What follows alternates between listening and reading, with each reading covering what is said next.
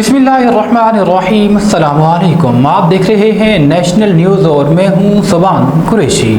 वाहवा से हमारे रिपोर्टर सज्जाद कुरैशी की रिपोर्ट के मुताबिक वाटर यूज़र कमेटी अंदरून शहर वाहवा यूनिसेफ के ताउन से मिलने वाले ट्यूबवेल का काम चेयरमैन वाटर यूज़र कमेटी अंदरून शहर सरदार महबूब आलम खान खतरान की सरबराही में शुरू कर दिया गया था।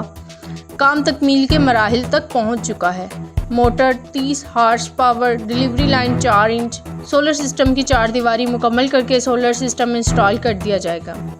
ट्यूबवेल पहले 2 चल रहे थे, अब 3 हो जाएंगे। 3 ट्यूबवेल हो जाने से पानी की तरसील को दौरानिया कम हो जाएगा।